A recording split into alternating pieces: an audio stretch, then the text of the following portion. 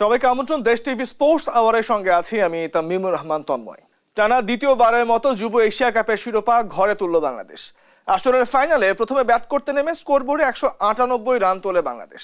জবাব দিতে নেমে টাইগার বোলারদের বোলিং তোপে সেই রান আর করতে পারেনি ভারতীয় যুবারা। ভারত বাংলাদেশ লড়াই মানেই যেন বাড়তি উন্মাদনা। যুব এশিয়া কাপের ফাইনালে মর্যাদার লড়াইয়ে ভারতকে গুড়িয়ে দিয়ে টানা দ্বিতীয় শিরোপায় চোখ ছিল টাইগার যুবাদের। শেষ পর্যন্ত ভারতকে কাঁদিয়ে দুবাইয়ে আজিজুল বাহিনীর বুনো উল্লাস। 199 রানের টার্গেটে ব্যাট করতে নেমে দলীয় 4 রানে আয়ুষ মিত্রের উইকেট হারায় ভারত। এরপর 24 রানে আরেক ওপেনার বৈভব সূর্যবংশীকে আউট করেন মারুফ মৃধা। এরপর স্কোরবোর্ডে 73 রান উঠতেই টপ অর্ডারে 4 ব্যাটার সাজঘরে ফিরে গেলে চাপে পড়ে যায় টিম ইন্ডিয়া। হার্দিক রাজকে সাথে নিয়ে শেষ চেষ্টা চালিয়ে যান ক্যাপ্টেন মোহাম্মদ আমান, কিন্তু দলীয় 115 রানে আজিজুল হাকিমের বলে আমান বোল্ড হলে ভারতের জয়ের আশা পুরোপুরি নিভে যায়। আজিজুলের বলে চেতন শর্মা আউট হলে 139 রানে শেষ ভারতীয় যুবাদের ইনিংস। আজিজুল ও ইমন তুলে নেন 3টি করে উইকেট।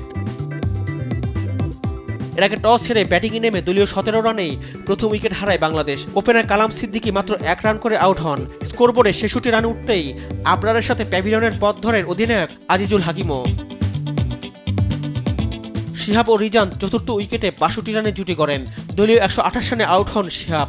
এরপর দলীয় স্কোর মাত্র 4 রান উঠতেই পঞ্চম উইকেট হারায় টাইগাররা। 155 রানে রিজানকে বোল্ড করেন হার্দিক রাজ। ব্যক্তিগত সর্বোচ্চ 47 রানে আউট হন রিজান। এরপর ফরিদ হাসান ছাড়া আর কেউই বেশিক্ষণ ক্রিজে টিকতে পারেননি। ফরিদের 39 এবং শেষে মারুফের অপরাজিত 11 রানে ভর করে 198 রানে লড়াকু সংগ্রহ পায় tiger যুবারা। Rifat Anjum, Desh TV sports desk. 3 match সিরিজের প্রথম ওয়ানডেতে সেন্ট কিটসের ওয়েস্ট ইন্ডিজের বিপক্ষে মাঠে নেমেছে বাংলাদেশ। এই সিরিজ জিতে বাংলাদেশের সামনে ক্যারিবিয়ানদের বিপক্ষে টানা 5 ওয়ানডে সিরিজ জয়ের হাতছানি। এর আগে দুই দলের দ্বিপাক্ষিক 11 সিরিজের 6টিতে জিতেছে বাংলাদেশ। টানা জিতেছে তারা সবশেষ 4টি। এর মধ্যে 2টি ছিল ওয়েস্ট ইন্ডিজে গিয়ে। ক্যারিবিয়ানে এবার তাই হ্যাটট্রিক সিরিজ জয়ের সুযোগ। সব মিলিয়ে স্বাগতিকদের বিপক্ষে টানা 5 ওয়ানডে সিরিজ জয়ের হাতছানি মেহেদী হাসান মিরাজের সামনে। তার উপর ওয়েস্ট ইন্ডিজের চাইতে র্যাঙ্কিংও এগিয়ে বাংলাদেশ। 85 রেটিং পয়েন্ট নিয়ে 9 নম্বরে রয়েছে বাংলাদেশ, আর 12 পয়েন্ট কম নিয়ে 10-এ ওয়েস্ট ইন্ডিজ। শাই হোপের দল র্যাঙ্কিংয়ে উপরে থাকা দলকে হারানোর সুযোগটি নিশ্চয়ই হাতছাড়া করতে চাইবে না। এছাড়াও বাংলাদেশের বিপক্ষে টানা সিরিজ হারের চক্র থেকে বের হয়ে র্যাঙ্কিংয়েও এগিয়ে থাকতে চাইবে ক্যারিবিয়ানরা। অ্যাডিলেড টেস্টে ভারতকে 10 উইকেটের বড় ব্যবধানে হারিয়েছে অস্ট্রেলিয়া। ভারতের দেয়া মাত্র 19 রানের টার্গেট 20 বলেই তুলে ফেলে অজিরা। ফলে সিরিজের সমতায় ফিরল স্বাগতিকটা। এদিকে ওয়েলিংটনে টেস্টে ইংল্যান্ডকে 323 রানে হারিয়ে 1 ম্যাচ হাতে রেখেই সিরিজ জয় নিশ্চিত করেছে ইংল্যান্ড। রিফাত আঞ্জুম জানাচ্ছেন বিস্তারিত। অ্যাডিলেডের দিবারাত্রির টেস্টে ভারতের বিপক্ষে অস্ট্রেলিয়া জয়ের সুবাস পাচ্ছিল দ্বিতীয় দিন শেষেই। তৃতীয় দিনে এসে অজি বোলারদের দাপটে কোনো মতে ইনিংস পরাজয়টাই এড়াতে পারে ভারত। এরপর মাত্র 19 বলেই ম্যাচ শেষ করে দেয় স্বাগতিকরা। ফলে 5 ম্যাচের সিরিজ 1-1 সমতায় আনলো অজিরা। আগের দিনে 5 উইকেটে 128 রান নিয়ে তৃতীয় দিন ব্যাট করতে নেমে স্কোরবোর্ডে কোনো রান যোগ করার আগেই সাজঘরে ফেরেন ঋষভ পন্থ। এরপর নীতিশ রেড্ডি পাল্টা আক্রমণ শুরু করলেও আর বেশিদূর এগোয়নি ভারতের ইনিংস। 175 রানেই গুটিয়ে যায় রোহিত শর্মার দল। অস্ট্রেলিয়ার প্যাট কামিন্স তুলে নেন 5 উইকেট। অস্ট্রেলিয়ার সামনে জয়ের লক্ষ্য দাঁড়ায় মাত্র 19 রান, যা মাত্র 3.2 ওভারেই তুলে ফেলে অজিরা। এর আগে ভারত তাদের প্রথম ইনিংসে অল আউট হয় 180 রানে, আর অস্ট্রেলিয়া তাদের প্রথম ইনিংসে করে 337 রান। এদিকে ওয়েলিংটন টেস্টে নিউজিল্যান্ডকে বিশাল ব্যবধানে হারিয়েছে ইংল্যান্ড। কিউইদের 323 রানে হারিয়েছে ইংলিশরা। ফলে 2-0 এগিয়ে থেকে 1 ম্যাচ হাতে রেখে সিরিজ জয় নিশ্চিত করেছে ইংলিশরা। আগের দিনে 5 উইকেটে 378 রান নিয়ে তৃতীয় দিনে ব্যাট করতে নেমে জো রুটের সেঞ্চুরিতে ভর করে 6 উইকেটে 427 রান তুলে ইনিংস ঘোষণা করে ইংল্যান্ড। রুট খেলেন 106 রানের দুর্দান্ত এক ইনিংস। জয়ের জন্য নিউজিল্যান্ডের লক্ষ্য দাঁড়ায় 583 রান। বিশাল লক্ষ্য তাড়া করতে নেমে শুরুতেই বেশ কিছু উইকেট হারিয়ে চাপে পড়ে যায় নিউজিল্যান্ড। এক প্রান্ত আগলে রেখে টম ব্লুন্ডেল 115 রানের ইনিংস খেললেও অন্য প্রান্তে ব্যাটাররা ছিলেন ব্যর্থ। শেষ পর্যন্ত 259 রানের গুটিয়ে যায় টিম সাউদির দল। ফলে 323 রানের বড় হার নিয়ে মাঠ ছাড়তে হয় কিউইদের। এই জয়ে টেস্ট ক্রিকেটে বিরল এক রেকর্ডে নাম লিখিয়েছে ইংল্যান্ড। লাল বলে ক্রিকেটে 5 লাখ রানের মাইলফলক স্পর্শ করেছে তারা। ওয়েলিংটন টেস্টের দ্বিতীয় ইনিংসে কিউই পেসার উইলিয়াম ওর্কির বলে 2 রান নিয়ে 5000 রান পূরণ করেন হ্যারি ব্রুক। এই মাইলফলক স্পর্শ করতে ইংল্যান্ডকে খেলতে হয়েছে 1082 ম্যাচ। 1977 সাল থেকে শুরু করে এই রেকর্ড গড়ল ইংলিশরা। এই তালিকায় দ্বিতীয় স্থানে আছে অস্ট্রেলিয়া। 868 ম্যাচে তাদের রান 4,28,000-এর কিছু বেশি। 586 ম্যাচে 2,78,000 রান নিয়ে এই তালিকায় 3-এ আছে এশিয়ার দেশ ভারত। এছাড়া 2 লাখের উপর রান নিয়ে এই তালিকার সেরা 5-এ আছে ওয়েস্ট ইন্ডিজ এবং সাউথ আফ্রিকা।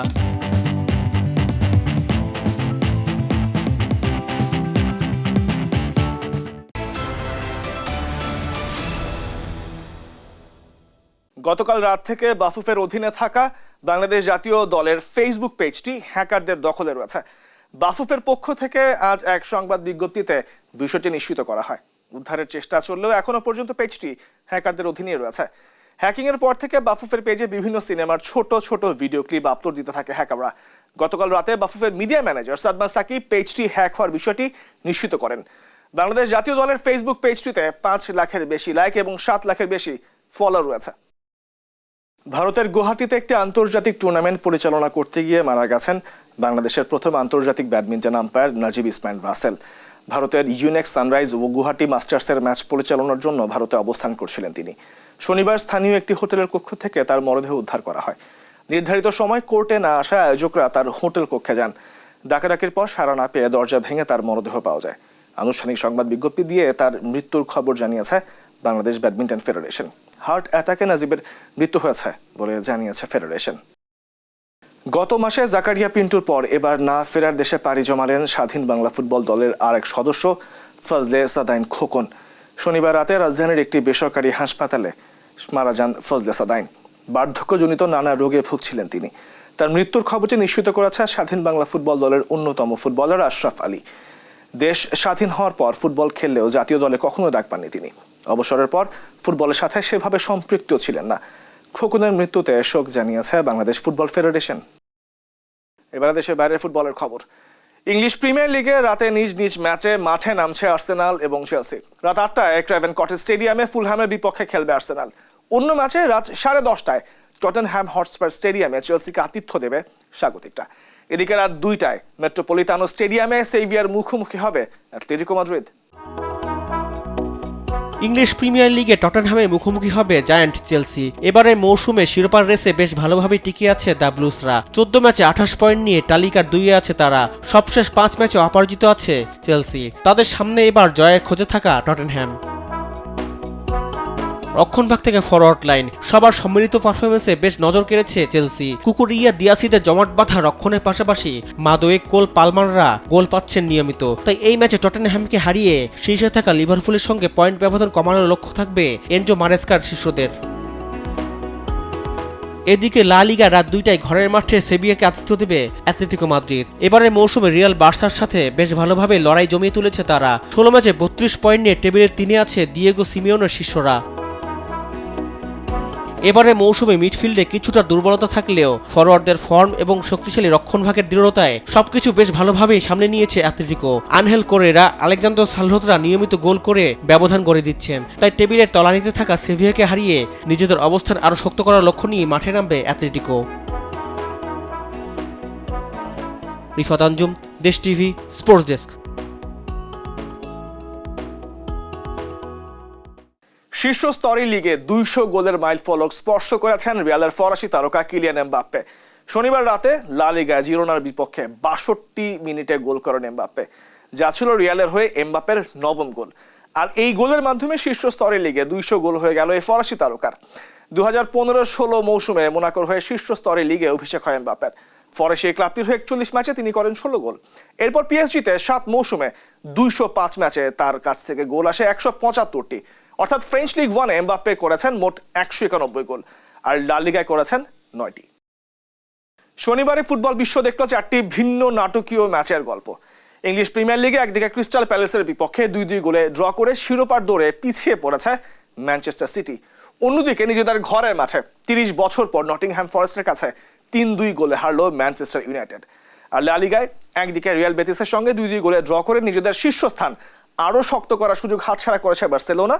অন্যদিকে জিরোনাকে 3-0 গোলে হারিয়ে রিয়াল মাদ্রিদের দুর্দান্ত জয় নিয়েই মাঠ ছেড়েছে। বিস্তারিত জানাচ্ছেন জুবায়ের নূর। পেপ গার্দিওলার সিটির ছন্দহীনতা যেন কাটছেই না। প্রিমিয়ার লিগের ম্যাচে ক্রিস্টাল প্যালেসের মাঠে 2-2 গোলে ড্র করেছে ম্যানচেস্টার সিটি। দুবার পিছিয়ে পড়লেও শেষমেশ সমতায় ফিরতে পেরেছে বর্তমান চ্যাম্পিয়নরা। ম্যাচের 4 মিনিটেই ড্যানিয়াল মুনজের গোলে এগিয়ে যায় প্যালেস। এরপর 30 মিনিটে আর্লিং হল্যান্ডের দুর্দান্ত হেডে সমতায় ফেরে সিটিজেনরা। তবে দ্বিতীয়ার্ধে ম্যাচের 56 মিনিটের মাথায় ম্যাক্সেন্সের গোলে আবারও এগিয়ে যায় ক্রিস্টাল। 68 মিনিটে রিকো লুইস গোল করে সিটিকে সমতায় ফেরান। তবে 84 মিনিটে লাল কার্ড দেখে ম্যাচ ছাড়তে হয় তরুণ এই ইংলিশ ফুটবলারকে। এই ড্রয়ে 15 ম্যাচে 27 পয়েন্ট নিয়ে লিগ টেবিলের চতুর্থ স্থানে আছে সিটি। 35 পয়েন্ট নিয়ে শীর্ষে অবস্থান করছে লিভারপুল। দ্বিতীয় স্থানে থাকা চেলসির পয়েন্ট 28। এদিকে ঘরের মাঠে নটিংহ্যাম ফরেস্টের কাছে 3-2 গোলে হেরে বসে ম্যানচেস্টার ইউনাইটেড।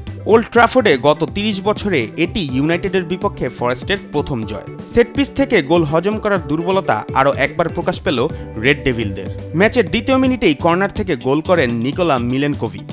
18 মিনিটে রাসমুস হয়লুন গোল করে দলকে সমতায় ফেরালেও দ্বিতীয়ার্ধে আরও 2 গোল খেয়ে বসে ইউনাইটেড। 47 মিনিটে মর্গান গিজ হোয়াইটের গোল এবং 54 মিনিটে ক্রিস উডের হেডে গোল পায় নটিংহ্যাম। 61 মিনিটে ব্রুনো ফার্নান্দেজ গোল করে ব্যবধান কমালেও শেষ পর্যন্ত আর পেরে ওঠেনি রুবেন আমোরিমের শিষ্যরা। এই হারে 15 ম্যাচে মাত্র 19 পয়েন্ট নিয়ে টেবিলের 13তে নেমে গেছে ইউনাইটেড। অন্যদিকে 25 পয়েন্ট নিয়ে পঞ্চম স্থানে উঠে এলো নটিংহ্যাম ফরেস্ট। লা লিগায় রিয়াল বেতিসের মাঠে 2-2 গোলে ড্র করেছে বার্সেলোনা। ম্যাচে এগিয়ে গিয়েও জয় নিয়ে মাঠ ছাড়তে পারেনি হ্যান্সি ফ্লিকের দল। 39 মিনিটে লেভানদস্কির গোলে এগিয়ে যায় বার্সা। তবে 68 মিনিটে স্পট কিক থেকে বেতিসকে সমতায় ফেরান জিওভানি লো সেলসো।